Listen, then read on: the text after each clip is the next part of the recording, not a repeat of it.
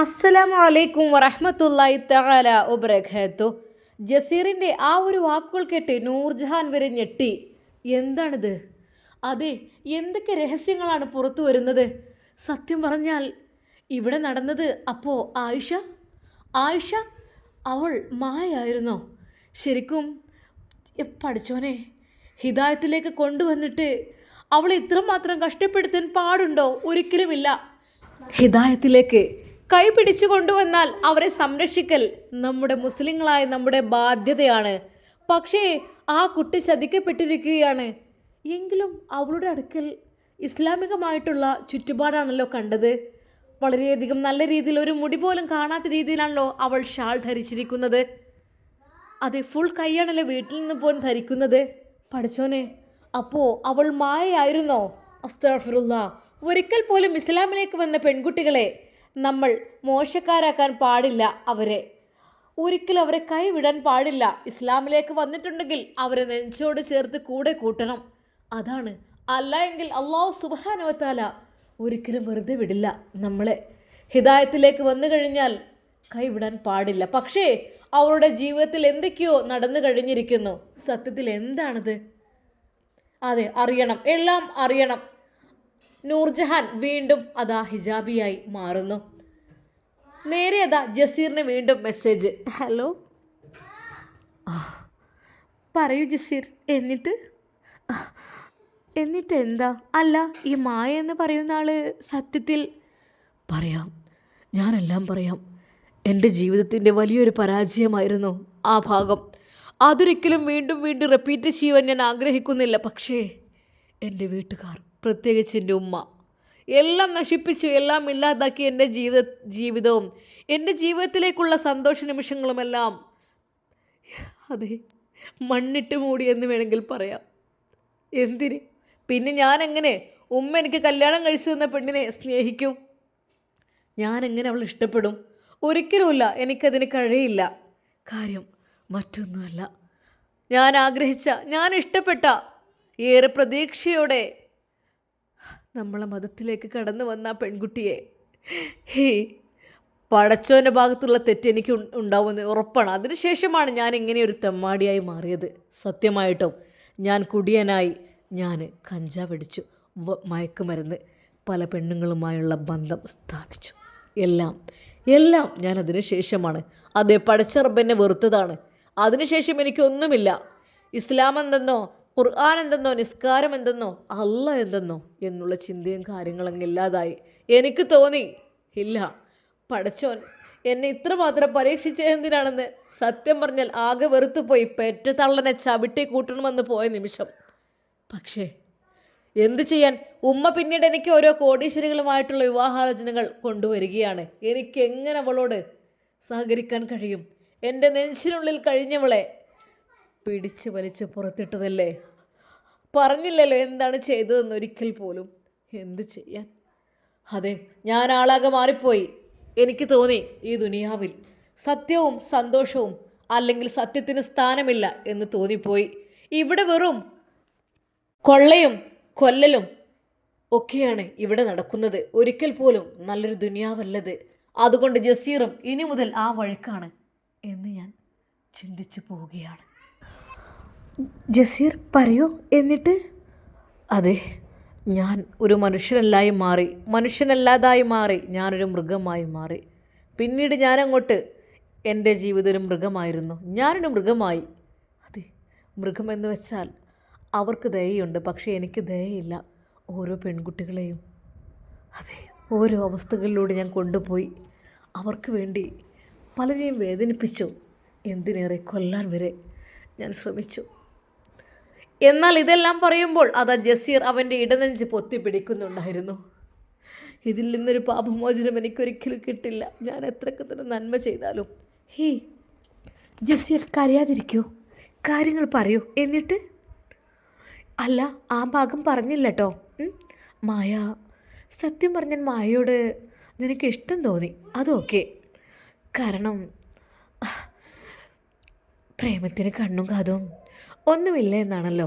അപ്പോൾ ജാതിയെന്നോ മതമെന്നോ നോക്കാതെ മനസ്സിൽ തോന്നിയൊരു ഇഷ്ടം. അതെ, ഞാൻ അവളോട് പലപ്പോഴും പറയുമായിരുന്നു, നീ വാ പെണ്ണേ, ഉമ്മച്ചിക്കുട്ടിയായി വാ എൻ്റെ ജീവിതത്തിലേക്ക്, നിന്നെ ഞാൻ സ്വീകരിക്കും. അവൾക്ക് ഭയമായിരുന്നു എല്ലാം. എന്നാൽ ഏറെ പ്രതീക്ഷയായിരുന്നു അവൾക്ക്. എന്നാൽ അന്നു മുതൽ തന്നെ അവൾക്ക് അല്ലെങ്കിൽ ബഹുമാനമാണ് ഞങ്ങളോട്, അല്ലെങ്കിൽ അവൾ തലയിൽ തട്ടമിട്ട് നടക്കും. അത് ഹിന്ദു ആയിരിക്കെ തന്നെ ശരിക്കും അവളുടെ ശരീരഭാഗങ്ങൾ മറക്കും. അങ്ങനെ ബാങ്ക് കൊടുക്കുമ്പോൾ അവൾ ശ്രദ്ധിച്ച്, അല്ലെങ്കിലും ബാങ്കിലൊക്കെ വലിയ വിശ്വാസമായിരുന്നു. എന്നാൽ അപ്പം പിടിച്ച് അന്ന് മുതൽ കൂടുതലായിട്ട് പള്ളിയിൽ നിന്ന് ബാങ്ക് വിളിക്കുമ്പോൾ അവൾ നിശബ്ദമായി എല്ലാം കേൾക്കുമായിരുന്നു. അതെ, അതിന് വല്ലാത്തൊരു അതിനുശേഷം ഒരു പ്രാർത്ഥന കാര്യങ്ങൾ ഞാനൊരിക്കൽ ശരിക്കും ഇത് കാണുവാനിടയായി. മായ, എന്താ നീ എന്താ പ്രാർത്ഥിച്ചത്? അതെ, സത്യം പറയാലോ, എനിക്ക് ഇസ്ലാം ദീനിനോട് വല്ലാത്തൊരു ഇഷ്ടം തോന്നാണ്. അതെ, സത്യം പറഞ്ഞാൽ ജസീറിനോടുള്ള ഇഷ്ടം എനിക്ക് ഇസ്ലാമിനോടുള്ള ഇഷ്ടവുമായി മാറി. എനിക്ക് എന്തൊക്കെയോ തോന്നാണ്. എൻ്റെ ജീവിതത്തിൽ ഒരു നല്ലവളാവണം, അല്ലെങ്കിൽ നല്ല രീതിയിൽ വസ്ത്രധാരണം ധരിക്കണം. വെറും പാവാടയും ബ്ലൗസും മാത്രം ഇട്ട് നടക്കുന്ന ഞാൻ ഒന്നുകൂടി ശരീരം മറച്ച് മുടിയൊക്കെ മറച്ച് എനിക്ക്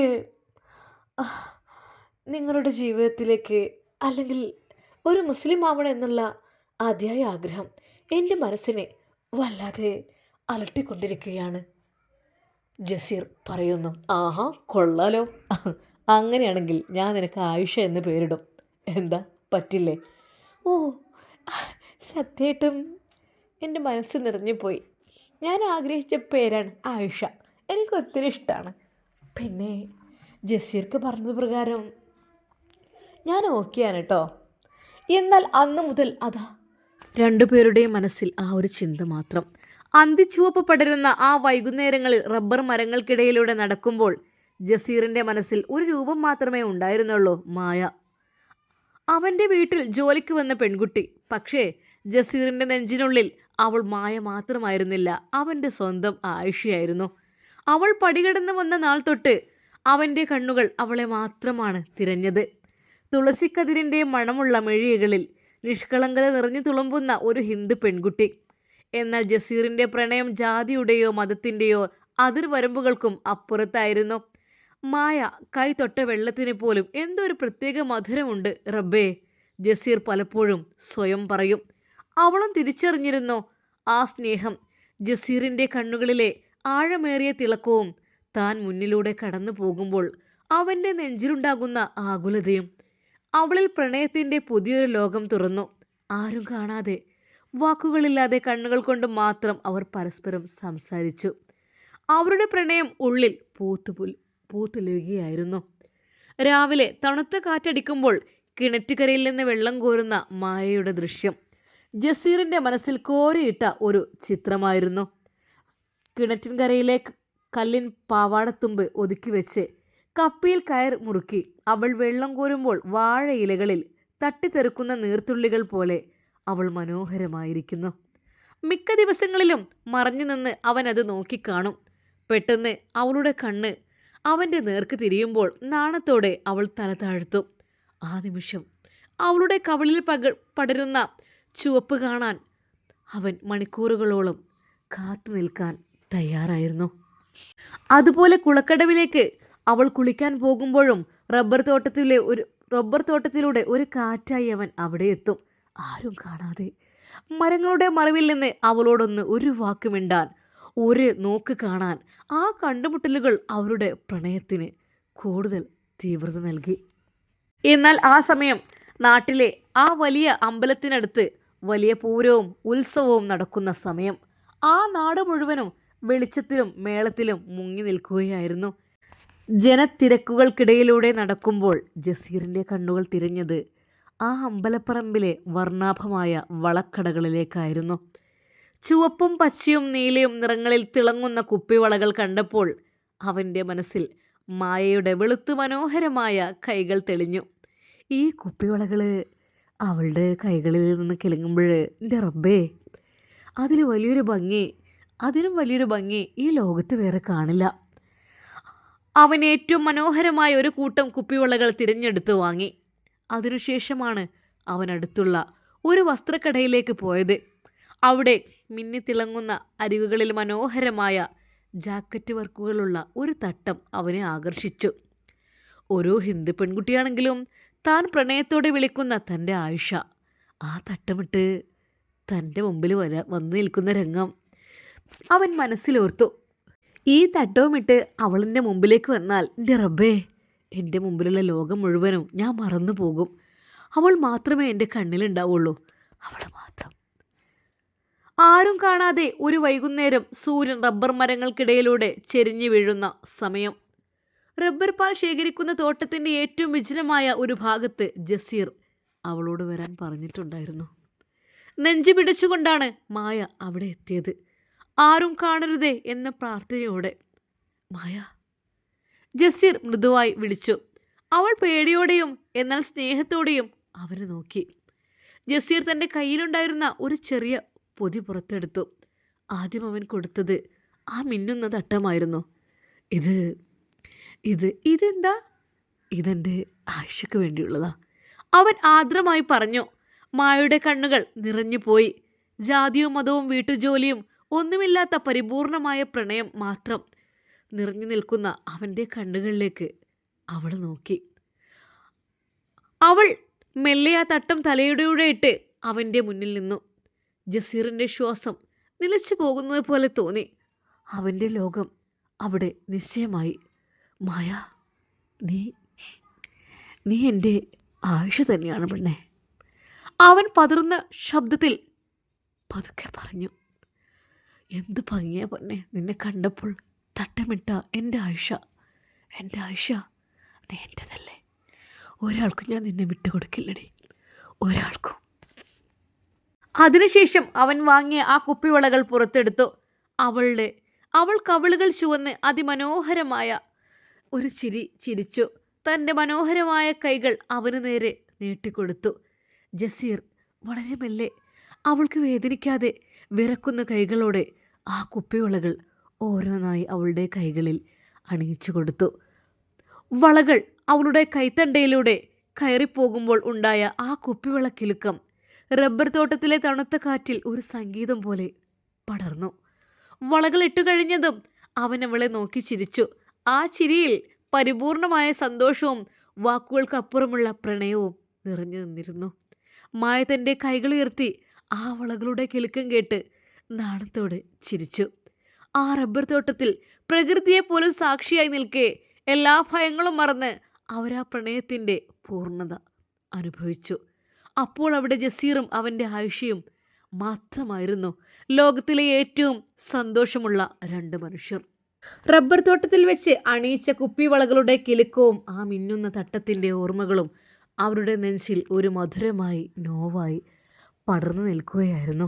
രാത്രിയുടെ നിശബ്ദതയിൽ ആരും കാണാതെ അടുക്കളയുടെ മൂലയിൽ വെച്ച് അവളോട് സംസാരിക്കുമ്പോൾ ജസീറിൻ്റെ ശബ്ദം ഇടറിയിരുന്നു. അവൻ്റെ കണ്ണുകളിൽ പ്രണയത്തോടൊപ്പം ഒരു വലിയ ഭയവും നിഴലിച്ചിരുന്നു. അവൻ അവളുടെ കൈകൾ ചേർത്ത് പിടിച്ചു. അവൻ്റെ കണ്ണുകൾ നിറഞ്ഞിട്ടുണ്ടായിരുന്നു. ആയിഷ, നീ എൻ്റേതാണ്, എൻ്റേത് മാത്രമാണ്. നീ ഇല്ലാതൊരു ലോകത്തെക്കുറിച്ച് എനിക്ക് ആലോചിക്കാൻ കൂടി കഴിയില്ലടി. മായ കണ്ണുനീരോടെ അവനെ നോക്കി.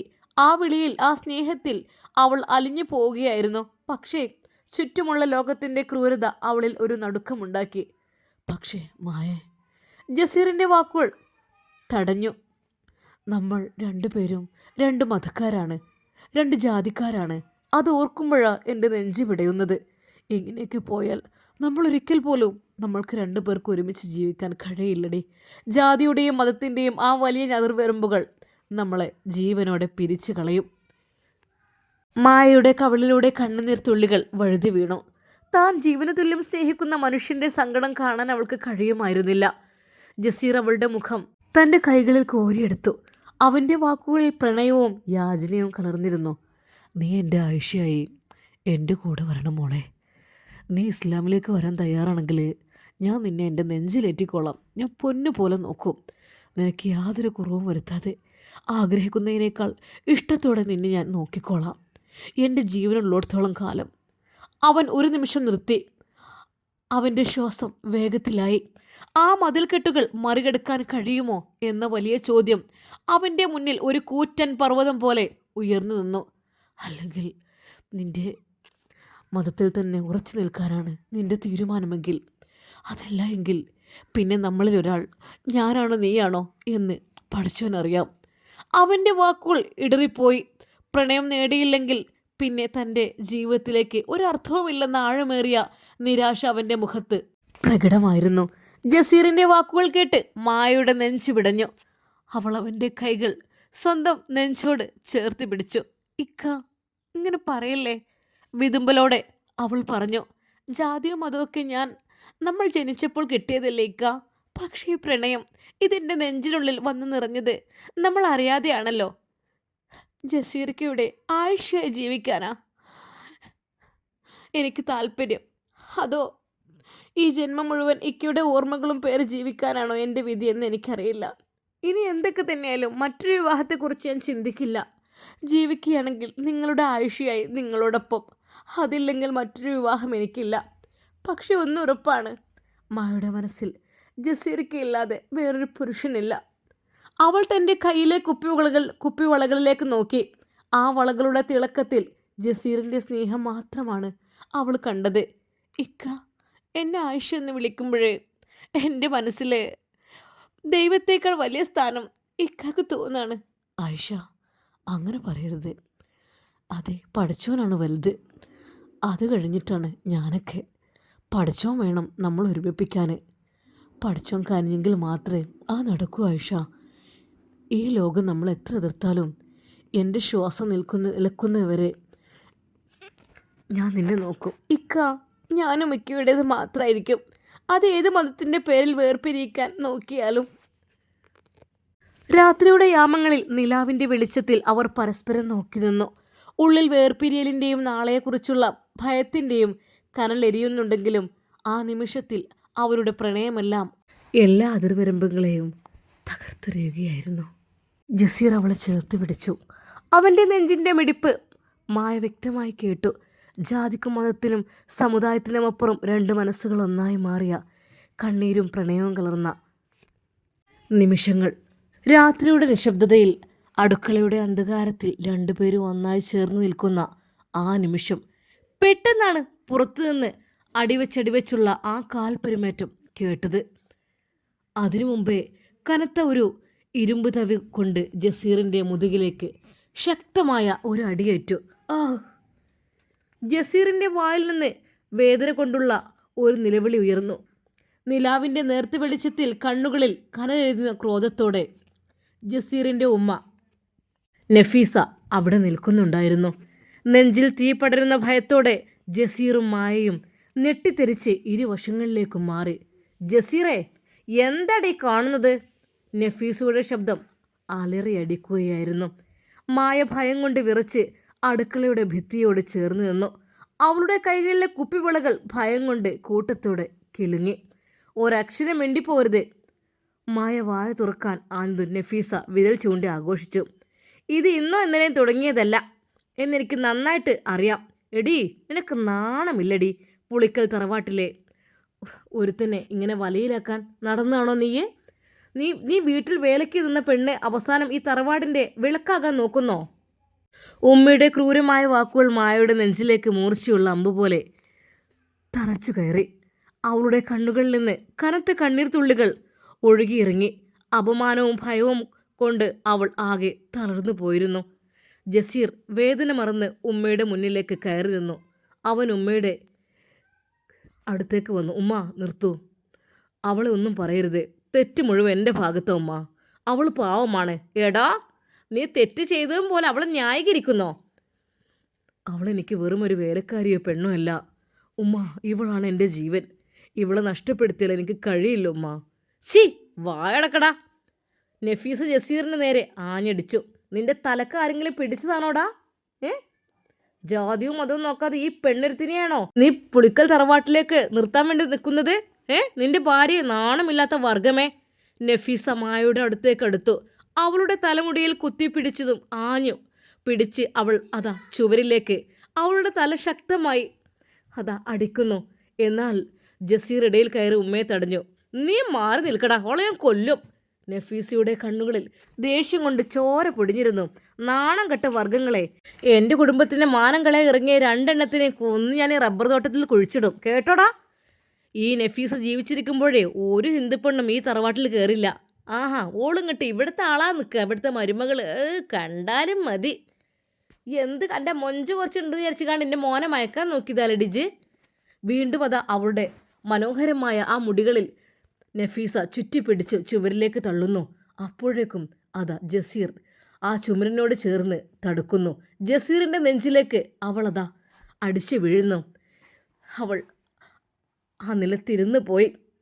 അവർ പച്ചത്തെറി വിളിച്ചു പറയുന്ന ഓരോ വാക്കും കേട്ട് മായയുടെ നെഞ്ച് പിടയുകയായിരുന്നു. അവളുടെ കുപ്പിവളകൾ പൊട്ടിച്ചിതറി. അതെ, അവൾക്ക് ജസീർ അണിഞ്ഞുകൊടുത്ത ആ മിന്നുന്ന തട്ടം അതവർ പറിച്ച് നിലത്തേക്കിട്ടു. നഫീസുമ്മ, മായ കരഞ്ഞുകൊണ്ട് കൈകൂപ്പി. ഞാൻ ഒന്നും ആഗ്രഹിച്ച് ചെയ്തതല്ല. ഇക്കയെ ഞാൻ ജീവനെ സ്നേഹിച്ചു പോയി, അത്ര മാത്രമേ ഉള്ളൂ. അല്ലാതെ ഈ തറവാടിൻ്റെ സ്ഥാനമോ ഇവിടെ മരുമകളായി നിൽക്കണമെന്നോ എനിക്ക് ആഗ്രഹമില്ല. ഇവിടുത്തെ സ്വത്തും സമ്പത്തും ഒന്നും ഞാൻ കൊതിച്ചത് അല്ല. പിന്നെ ഇവിടുത്തെ സ്വത്തും സമ്പത്തും കൊതിച്ചിട്ട് നീയും നിൻ്റെ തള്ളയും കൂടി കെട്ടിച്ചമച്ചുണ്ടാക്കിയതായിരിക്കും എൻ്റെ മോനെ പാട്ടിലാക്കൽ, അല്ലേടി? ജസീറിൻ്റെ നേർക്കും അവർ അത് ആക്രോശിക്കുന്നു. എനിക്കൊരു തറവാടും വേണ്ട, സ്വത്തും വേണ്ട, എന്നെ ഇങ്ങനെ ഉപദ്രവിക്കരുത്. നിന്റെ അഭിനയം ഒന്നും അങ്ങോട്ട് എടുക്കണ്ടടി. നഫീസ മായുടെ കയ്യിൽ കിടന്ന കുപ്പിവളകൾ കണ്ട്, ഇതാണല്ലേ വൈകുന്നേരം അവൻ വാങ്ങിത്തന്നത്? പൂരത്തിന് പോകലും പൊതി കൊണ്ടോണൊക്കെ ഞാൻ കണ്ടിക്കണ്. ഇങ്ങളെ വിചാരത്തൊന്നും എനിക്കറിയില്ല, ഞാൻ നിങ്ങളെന്നെ പൊട്ടത്തിയാക്കിയിരുന്നില്ലേ? നഫീസ മായുടെ കൈ പിടിച്ചു വലിച്ച് കുപ്പിവളകൾ ബലമായി പൊട്ടിച്ചെറിഞ്ഞു. ഓരോന്നും അതാ തട്ടി തട്ടി പൊട്ടിച്ചു. ചിൽ ചിൽ എന്ന ശബ്ദത്തോടെ കുപ്പിവളകൾ നിലത്തേക്ക് വീണ് ചിതറി.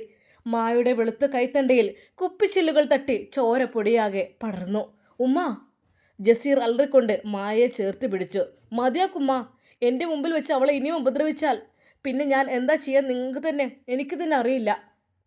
ദേഷ്യം കൊണ്ട് അവൻ എന്ത് ചെയ്യണമെന്നറിയാത്ത അവസ്ഥ. മുറ്റത്തെ തെങ്ങിൻ കൂട്ടങ്ങൾക്കിടയിലൂടെ വീശിയടിച്ച കാറ്റിൽ ആ വീട് മുഴുവൻ ഒരു മരവിപ്പ് പടർന്നു.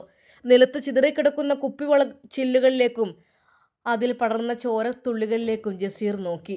അവൻ്റെ കണ്ണുകൾ നിറഞ്ഞു തുളുമ്പി. നഫീസ മായുടെ കൈ പിടിച്ച് വീടിന് പുറത്തേക്ക് തള്ളി. ഇറങ്ങിപ്പോടി എൻ്റെ വീട്ടിൽ നിന്ന്. ഇനി വഴി നിൻ്റെ നിഴൽ കണ്ടാൽ പച്ചക്ക് കത്തിക്കും ഞാൻ. ഉമ്മ, അവൾ പോകില്ല. ജസീർ മായയുടെ കരം വീണ്ടും മുറുക്കി പിടിച്ചു. പക്ഷേ മായ അവൻ്റെ കൈകളിൽ നിന്ന് മെല്ലെ പിടിവിടുവിച്ചു. ചോരയേലിക്കുന്ന സ്വന്തം കൈകൾ ചേർത്ത് പിടിച്ച് കണ്ണീരണിഞ്ഞ കണ്ണുകളോടെ അവൾ ജസീറിനെ നോക്കി. വേണ്ടേക്ക, എനിക്ക് വേണ്ടേക്ക, സ്വന്തം ഉമ്മയെ തള്ളി പറയരുത്. ഈ കുപ്പിവളകൾ പൊട്ടിയെങ്കിലും ഈ നെഞ്ചിൽ ഇക്ക തന്ന സ്നേഹം എന്നും ഉണ്ടാകും. പെട്ടെന്നുണ്ടായ ഈ കൊടുങ്കാറ്റിൽ പ്രണയത്തിൻ്റെ മനോഹരമായ നിമിഷങ്ങളെല്ലാം തകർന്നു തരിപ്പാണമായതുപോലെ തോന്നി. രാത്രിയുടെ ഇരുട്ടിലേക്ക് കരഞ്ഞുകൊണ്ട് ഇറങ്ങിപ്പോകുന്ന മായയെയും ഉമ്മയുടെ കനത്ത പിടുത്തത്തിൽപ്പെട്ട് ഒന്നും ചെയ്യാനാകാതെ നിൽക്കുന്ന ജസീറിനെയും സാക്ഷിയാക്കി ആ രാത്രി കൂടി കറുത്തിരുണ്ടു. ഇൻഷാ അല്ലാഹ് നമുക്കിതിൻ്റെ ബാക്കി ഭാഗം നാളെ കാണാം. അതുവരേക്കും എല്ലാവർക്കും അസ്സലാമു അലൈക്കും വറഹ്മത്തുള്ളാഹി തആല വബറകാതുഹു.